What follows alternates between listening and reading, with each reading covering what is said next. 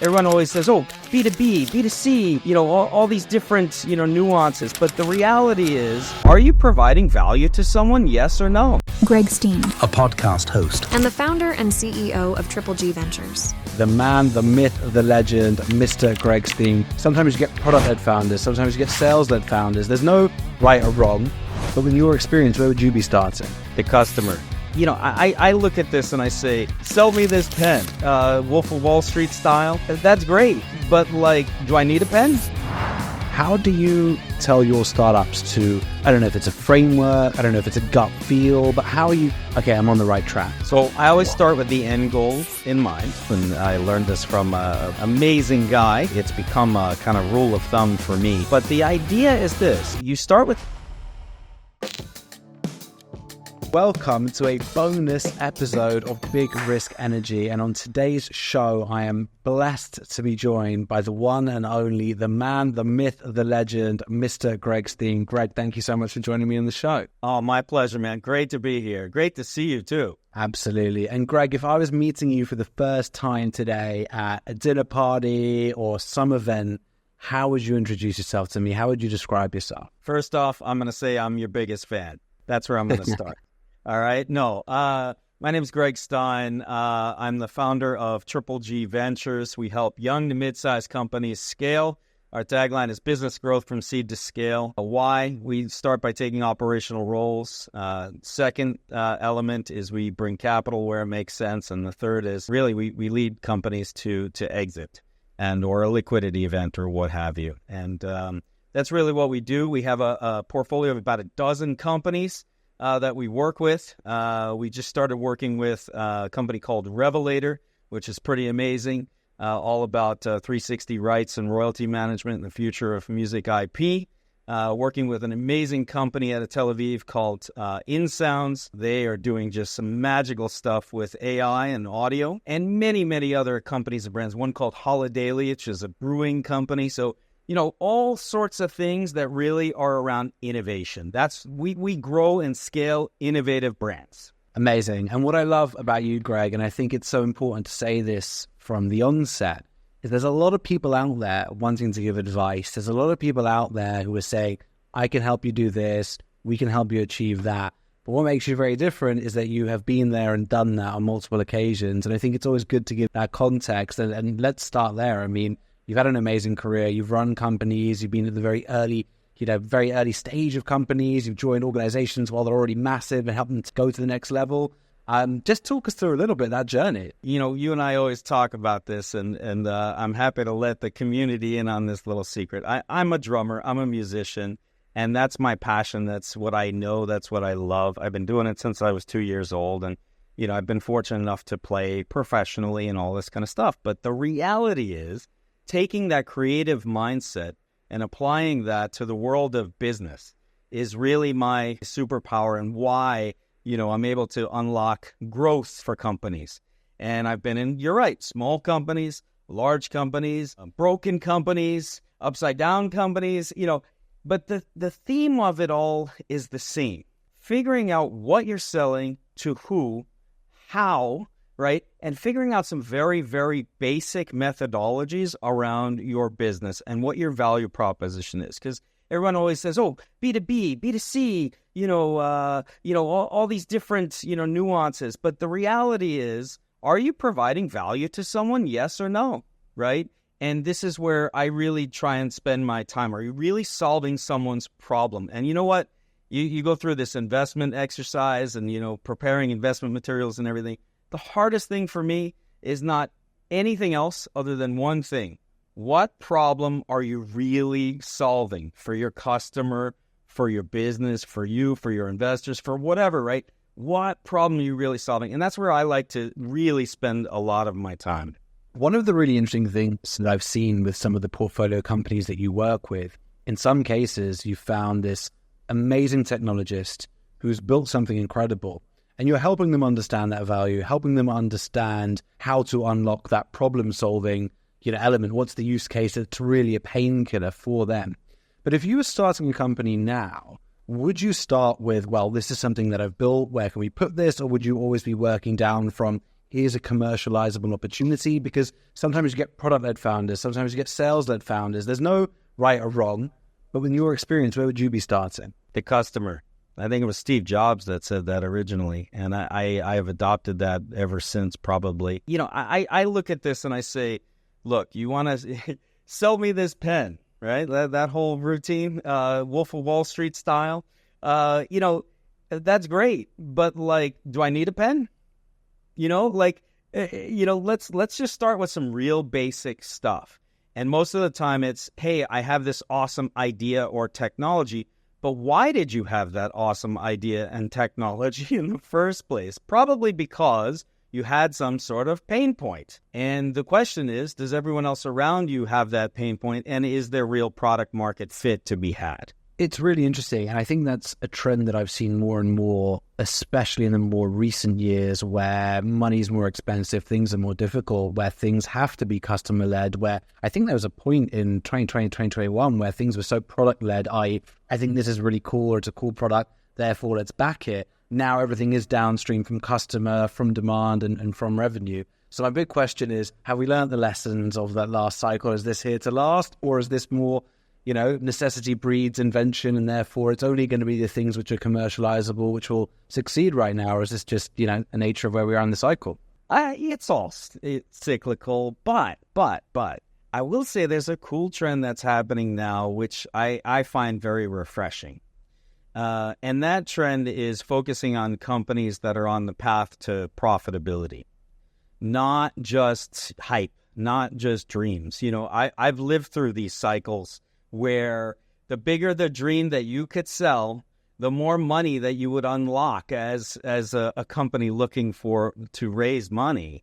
And to me, that just doesn't make any sense. Well, I happen to be pretty good at telling these stories too, but I don't think I never understood it. Like, let's build real sustainable businesses, right? And if we build real sustainable businesses, I don't know who was it. Maybe it was Mark Cuban or something on one of his talks about, raising money is a debt, basically. It's you're indebted now. It's not a win, and there was a time where I think so many companies were really looking for monies and looking at that as their big win. Oh, I raised $1 million. Can you believe this? We won. No, you didn't win at all. You really need to build a real sustainable business. And I love the fact that we're focused on profitability as an industry right now, because that, to me, is where we need to be. I mean, back in the day, you would go and build an amazing business and you'd go unlock your future. That's where we need to be as a culture, as a society. So you mean the point of a startup isn't getting a TechCrunch article announcing your Series A? Is that actually what you're telling me? I mean, I hope that's true. Yeah, 100%. I think it's really refreshing to see that change. Absolutely. And I hope it does, give encouragement to those who are working on a business where maybe it's not getting the headlines, maybe it's not getting the glory, but actually you're building something at a good rate, at your own pace, not necessarily having, venture fit growth to answer to, where maybe it isn't always the thing that's aligned most with successful outcomes for customers. As you said, I think we see that time and time again. So I think that is refreshing. And it's interesting because, with your exposure to AI, to music tech, sound tech, music tech, I think is something which, and especially the right space, very, very interesting hype cycle around NFTs. Yes. AI, very interesting hype cycle. So you've really been in the thick of it and been working with technologies which could have had huge exposure to that up and down. Does that hype cycle damage underlying technology and like strong and valuable underlying technology? It can, yeah. I mean, for sure it can. I think but if you go back to companies that have real product market fit, that have real path to profitability, that have real tangible reasons for return on investment, the hype cycle might help, it might hurt. When everybody's talking about AI, and, InSounds is a great example. InSounds has been working on AI before AI was ever a hype cycle, right? And, it was really about recreating the human auditory, network, right? This is where the research fundamentally was founded. And, now all of a sudden it's an AI hype, and there's all these things that look like what they're doing, but what they're doing is totally different than anything else that's out on the market, right? Really serving businesses in particular and solving all of the auditory, problems or the auditory human experiences that we face. Think about it, right? We're on this video call. Is this audio phenomenal? And what does it take for it to be, right? Do we need some help to do that? And do we need post-processing? Well, what if all of that was just automated in an instant, right? A very different thing. Now, does it help that there's this great big hype around AI? Of course. Does it hurt also? Maybe. But this is where I come back to forget it. Who cares? I don't care if it's a hype cycle. What I care about is it a business that's fundamentally solving a real problem that, we need solved, Yeah, absolutely. So then with the position that you have within InSound as a trusted advisor, are you actually then warning them to say, look, there's going to be a lot of people who want into this space who are not from this space, but want to capitalize on that hype cycle? And actually, what might feel like capitalizing on this moment, if you bring in the wrong partner who's here as a fair weather fan in that way, actually that's a huge risk. In a way, yes, because at the end of the day, you have to create your own hype too. And many times it isn't the best product or technology or service that wins. It's the one that it has the best value proposition, that's the most accessible, that's the most obvious, maybe even the one that's seen the most, right? Think about it. How many times do we buy something because it's cheaper? We could buy something better, but we buy it because it's cheaper, it's easier, it's more convenient.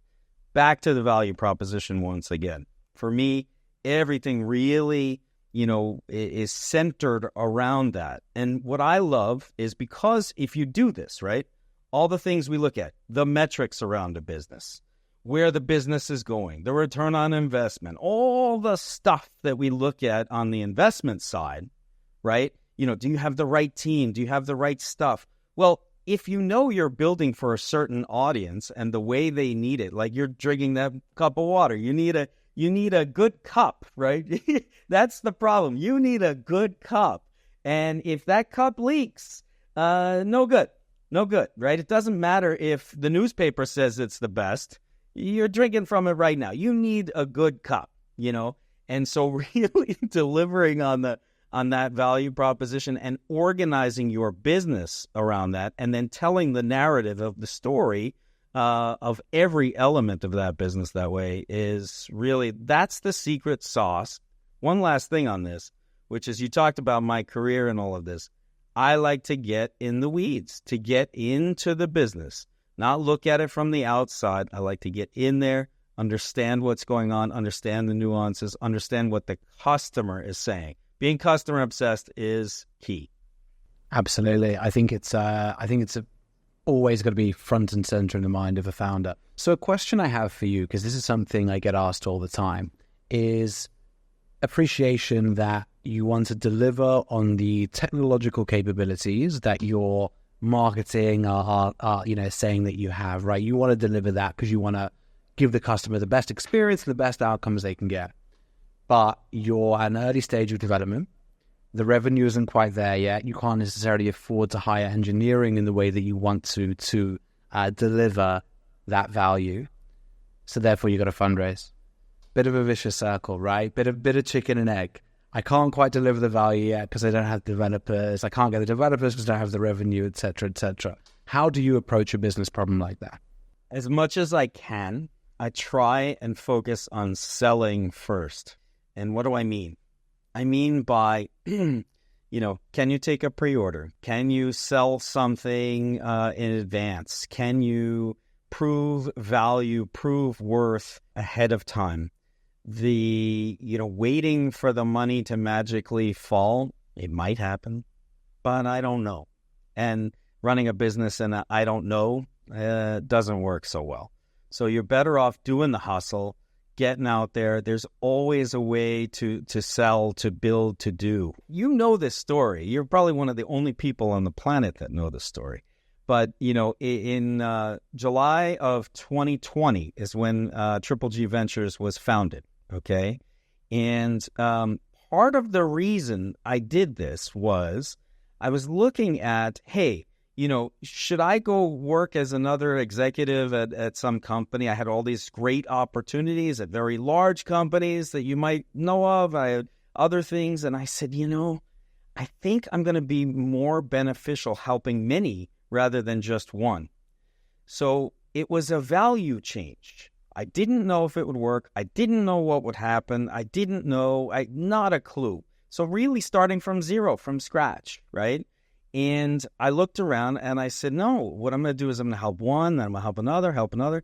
And so I changed the value proposition. Instead of being a super highly paid executive, whatever, you're not going to hire me, it's a pandemic, it's the end of the world. Now you're looking at me going, hey, well, maybe you can help me here, and here's a project there. And it's a different way of looking at things. Now, the business has grown into something much bigger and better than that. Of course, it's a phenomenal thing. But it wouldn't have happened had I not taken the risk. That's number one. Had I not looked at the value proposition and created it a different way. So now the customer was looking at it. Oh, wow, I get this guy for this? Oh, this is great. This is a deal. Whereas the day before that, I'm not hiring this guy. Yeah, and when you're taking that initial leap, when you're taking that initial risk, which is obviously something which the founders that you're working with have done, how do you have that level of certainty, or over what time period are you going to assess whether this is working or not? Because I know even with Triple G, as you said, it's grown, it's changed. I know that a lot of founders, and often the founder journey is very much a mental journey of, can I stay focused? Can I persevere? How do you tell your startups to, I don't know if it's a framework, I don't know if it's a gut feel, but how are you, okay, I'm on the right track? Because again, as a trusted advisor, you've often got to have that difficult conversation with them and saying, look, I think you're doing something awesome, but this is going to change. What's your advice to them? So I always start with the end goal in mind. Where do you want to be?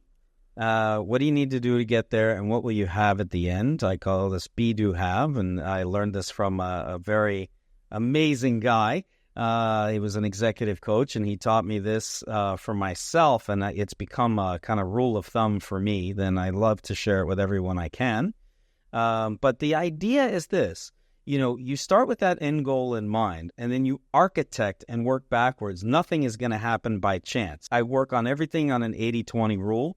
So basically, I look at it and I say, if we plan the best we can to architect our way to that end goal, what we're going to be, what we need to do to get there, and what we'll have at the end, if we can do that, then we have a very clear time-based path with milestones that we will achieve. This ties directly back into investment, but it really ties into an operational cadence for the business. And that methodology is something we spend a lot of time on, because the intersection of supply and demand, the intersection of getting your customer acquisition to have a real rhythm and cadence to it, this is all part of it, but it really comes from this is where I'm trying to get to.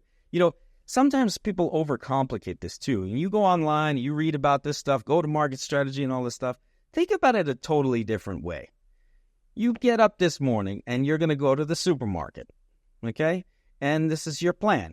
So what are you doing? Well, I need to be the guy that gets to the supermarket and brings back the food. But in order to do that, what do I have to do to get there? Well, I got to go down the stairs. You got to think about these baby steps. Got to go down the stairs. Once I go down the stairs, I got to get the keys to the car. I got to get in the car. Once I get in the car, I got to drive the car. Does the car have gas? Right? All these steps to get there and back. If you map out all of those steps, you know when it's working. Uh-oh, I made a wrong turn. I didn't get there. My tire got flat.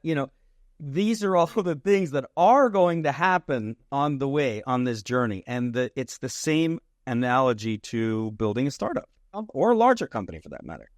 Yeah, you use a phrase there, operational cadence. I love that. And I think that's so key. I think it's important that every single unit of operation within a business is aligned to that that cadence of growth. And if you want to be the next big venture-backed company, if you're going down that route, if you want to be that company, you need to understand that significant and meaningful impact on a monthly basis across all of those units of operation is exactly what partners in that space are looking for.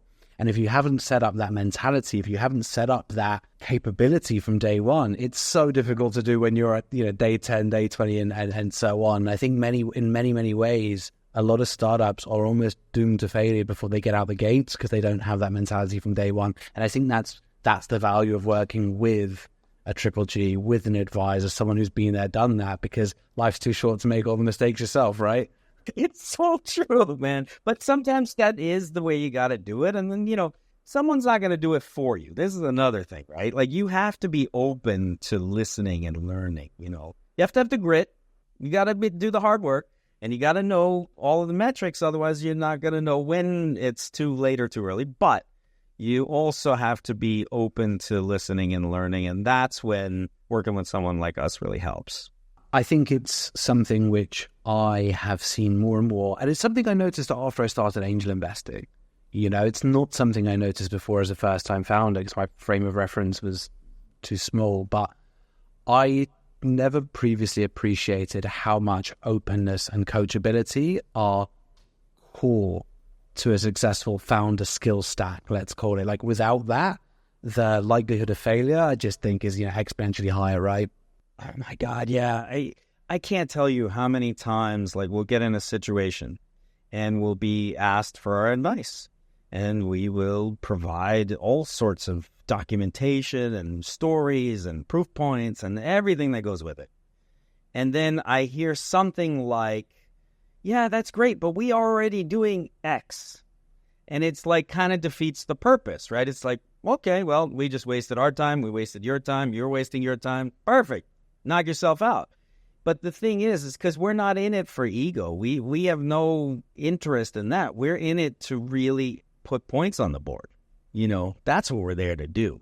So I think, if you are somebody out there that's like, thinking of working with someone like us or an investor or a partner or whatever, the biggest thing you could do is listen and learn every single day. I had one other thing. I had one guy tell me yesterday, he's like, oh man, it's about reinvention. You got to, reinvent. Yesterday I did it this way. And I said, dude, you got it wrong. You got to invest and reinvest and reinvent yourself every single day. You're someone new every day. Grow. I love that. I think it was a Confucius saying, which is, once a man crosses a river, neither the man nor the river are ever the same. Exactly that. Every single day is an opportunity for growth, which is so key. And again, I think you touched on a really interesting point, which, again, this is where I see a big difference between those who have that staying power in this world and those who don't, is if you're working with early stage companies, the payoff is the long game. The payoff is the long game. It's got to be about building for longevity. It's got to be about sustainability. It's not about short term, what can we get right now, because the numbers aren't big enough in the early stage for that to make sense. If you're partnering and you're of quality at this stage, it's all about that long term view and getting the fundamentals right. And I think that's the difference often between the good and the bad in the early stage. You know what? And this is where my musician thing comes in, right? Because if I go to practice today and play my best today, and then tomorrow comes and it's not so good, I'm going to stop, right? But if I know I just love this, and you know what? I'll never be the master. You can't master it, right? You just can't do it. You're really playing to make your impact. And therefore, when it gets hard, you got to keep going. And, the show always has to be the best show ever. And you got to practice. And, right, all of these things kind of add up over time. It's simply directly analogous to the world of business. 100%. I saw Harry Stebbings, who's a UK VC, mention something recently on LinkedIn. He's invested, I think he's got like 13 unicorn founders, I want to say. Maybe it's 3, wow. maybe it's 3 or 13. Either way, but he was talking about that, and he said one of the common themes between them, or maybe it was just between the most successful founders he's backed, is they were all like strangely good at something during their teenager years. Yeah. I was like chess or an instrument or a video game or something. They were all like weirdly, really good at something you wouldn't expect. And it speaks to not mastering, but just putting in the time and the effort and the rest of it and growing every day and learning every day. So yeah, I totally back that. Yeah, you got to have perspective, right? And I think that's one way you get that perspective. You know, the other thing, people talk about work-life balance all the time with stuff like this. But the reality, Roei, I'll tell you, it's not about that. You know what it is? For me, personally, it's about the space between the notes. There's another one. The space between the notes. You don't have any music unless you have some space, right? If it's just notes all the time, it sounds terrible. It's mush. And so, you know, you have to have time with your family. You have to have time, you know, out in nature. You got to have, you know, whatever it is you do, right? You do you. But the thing is without that space, your ideas, they don't pop. I love that. It's good advice for any founder. Often in this, you know, the hustle porn world that we live in, I think sometimes it's funny. It's a balance, right? There's ebbs and flows. There'll be times where the demands are up there, but when you can, I think, you know, it's the duty of every founder to sacrifice as much as you have to, but not more. Yes. You know, it's that bit of balance, right? It's that bit of balance. Gregg, thank you so much for the time, the expertise, the wisdom, and all those gold nuggets. Any final comments you've got for our audience? Anything you want them to know? Look, grow, change, push the boundaries, do it all, but be human, you know, be yourself, and don't have any doubt in what you do. Just go for it. If you do have any doubt, call us, Triple G Ventures. We'll give you a hand. Amazing. And where can people find you? www.triplegventures.com. All our information, everything is there. So just come find us.